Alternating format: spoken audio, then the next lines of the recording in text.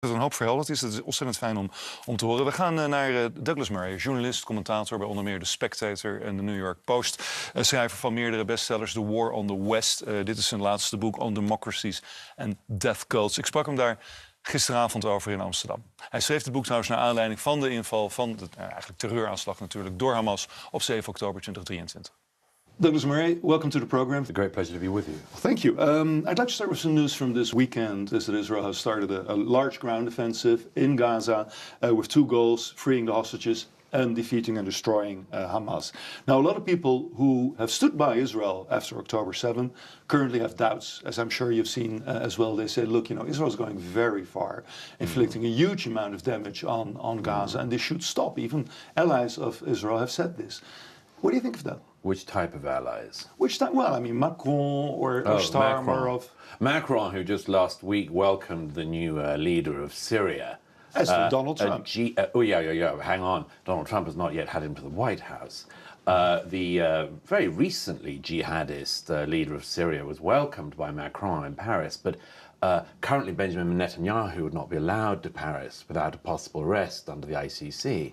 So, but does that disqualify Macron? It's hard to see somebody as an ally who would arrest your leader, a democratically elected leader. That's a tough one for many people. I would think that if the Netherlands, if this country had been attacked in the way that Israel was on the 7th of October. I would like to think that if this country was sitting and had been attacked on the 7th of October and thousands of Dutch citizens had been killed in their homes, burned alive, raped, tortured, hundreds more stolen into captivity and held in tortured dungeons and chambers underneath the ground right by your territory.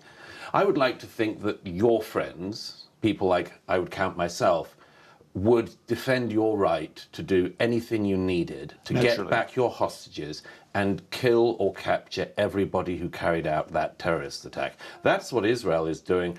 And to my mind, as I've said, since this conflict began, and having seen, I think, more of it than most other journalists, I think, I can say with certainty that there is no point in the war stopping until Israel achieves both of the objectives it's had from the start. So even the manner in which it is conducting itself now, you say, should not be questioned? Well, it can be questioned, of course. You'll question it, I'll question it, everyone will question it. Everyone in Israel will question it. But the point is that since the beginning of the war, the stated war aims of the Israeli government have been the same: to get back every hostage. Not just the ones who've been born abroad or who have dual citizenship or who are children who can come back in coffins if Hamas allows it, but every single remaining hostage. And secondly, to make sure that Hamas is utterly destroyed. Now, as I have also said since the beginning of this conflict, every conflict involving Gaza, Hamas, Israel, since the withdrawal in 2005, has ended in effectively a draw. Israel manages to, Hamas launches rockets into Israel, Israel sends its troops in, loses troops to try to stop it. They get to a stalemate because the international community and people in The Hague and elsewhere say you've really got to stop. And all they do is set up the preconditions for the next round of the war. Which means that you say Israel should continue what it is currently doing despite all the international criticism? Of course, in spite of the international criticism, because the international critics of Israel many don't know what they're talking about. And, by the way, would never behave as well as Israel has behaved if this happened to their citizens. I seem to remember that when, for instance, ISIS attacked the Bataclan and elsewhere in Paris, and François Hollande, quite rightly, with his allies in Britain and America and elsewhere, sent planes in to bomb the hell out of ISIS in Mosul and elsewhere. We did not spend very much time wondering about civilian casualties, did we? When we sent in our Kurdish allies to go and kill ISIS, we were not looking at civilian body counts. But just the point I wanted to bring to was this.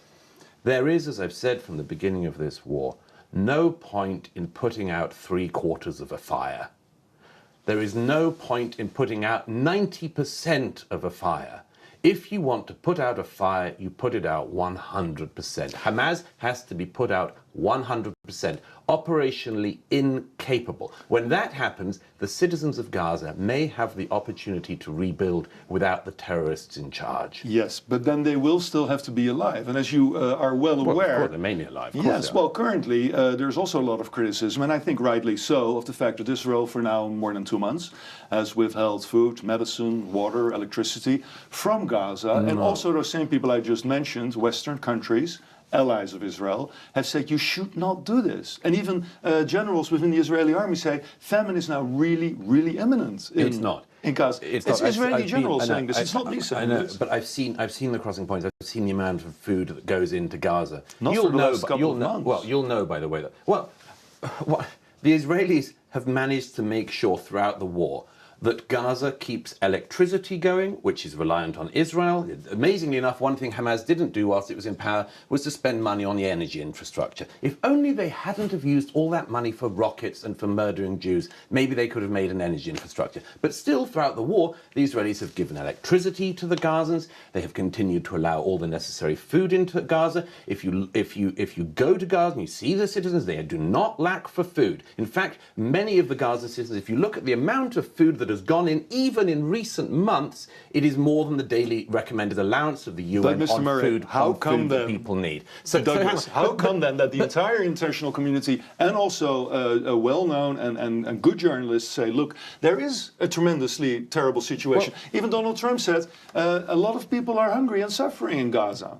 Yeah, a lot of people are suffering because Israel is withholding food and medicine. It's almost as if you shouldn't vote in a terrorist group to govern you and then keep invading and butchering your neighbours. So it's also the responsibility of the civilians. It's almost as if there's a lesson to learn here, isn't there? I mean, I have managed all my life not to stockpile rockets in my house and fire them at my neighbours. I'm sure you have also resisted this urge. No, I've not done that. I treated you as too pacifist a Dutchman.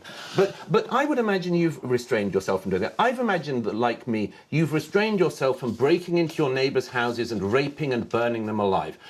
There is a consequence from continuously starting wars against your neighbour and trying to annihilate them. Well, one other thing is, if you keep trying to annihilate your neighbour, which is what Hamas has tried to do repeatedly, you will pay a consequence. The citizens who you purport to look after will pay a consequence. And if Hamas had decided to build one bomb shelter in Gaza for the citizens, instead of building an entire tunnel network for their jihadist fighters and for their rockets, things could be different. But there's one other thing that has to be said.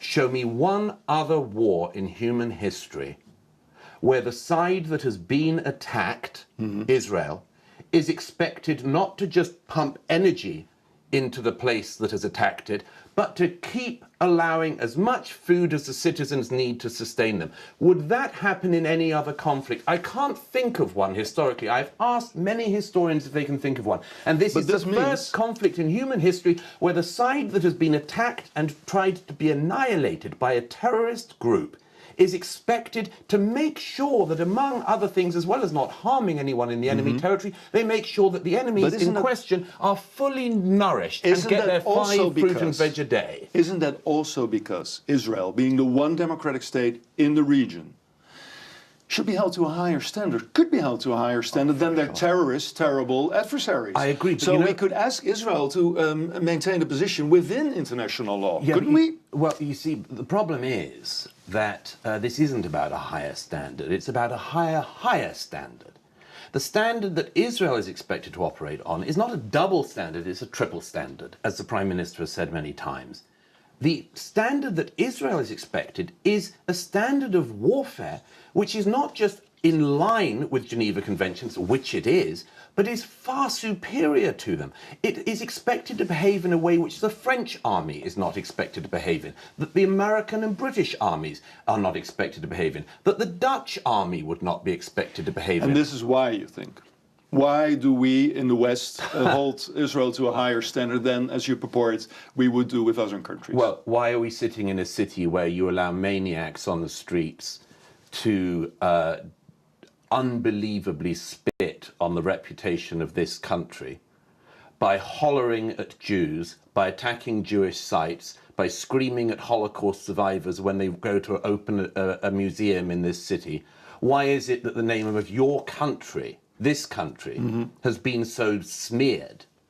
It's because there's a different standard. I think, I keep a fairly close look on your country, not as close as I'd like. I think that your streets have not been in turmoil in recent years over the civil war in Syria, the war in Yemen, the occupation of an EU member state in the north of Cyprus. I don't think from one year to the next the Dutch citizens, which is what is reported on the news as being, that the Dutch citizens come out and racially attack citizens of other countries. That's what the world sees in the Netherlands. This is what it sees in Holland. Your answer is partially rhetorical, I assume. No, it's not just rhetorical. It's partly rhetorical, obviously, because I'm using words.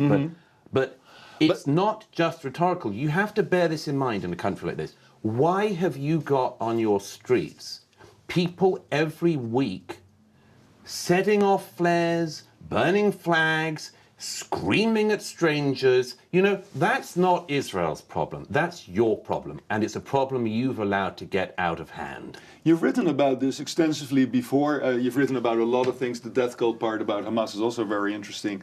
But you've written about Western civilization and the threats to Western civilization.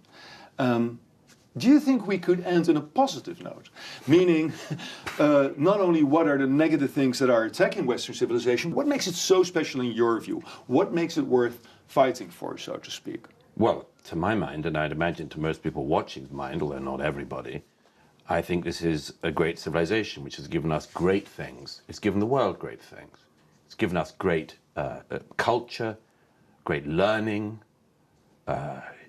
great advances in every field of science, of liberty, of political freedom, of religious freedom. I could list it and go on all day. But these are things which we are at risk of losing. And there are people on your streets, as there are on the streets of America and the streets of Britain and every other Western country, who always attack Israel first but never last. And I want these people to be told very clearly, if you do not like it here and want to be part of the Western society, go somewhere else. There's a lot of unfree countries in the world you can have a happy, unfree life in. But if you want to join us and be part of us, welcome. But if you don't, it has to be made clear you go. But if you want to join us, join, and this can get better. And that goes for everybody then? Everybody who's willing to adhere to the laws and the standards of this country? In the same way that if I decided to migrate to Pakistan, I would be expected to abide by the courtesies of Pakistan. Do you have any plans in that direction? You know, I've been thinking about it, but I prefer Amsterdam on a sunny day. Okay. Well, thank you. On that note, thank you very much for your time. Appreciate you coming on the program. It's a great pleasure. Thank you. Het is, laten we zeggen, een ander perspectief. Iemand behoeft om daarop te reageren. Hoe kijk je hier naar? Volgens mij wilden ze aan die kant van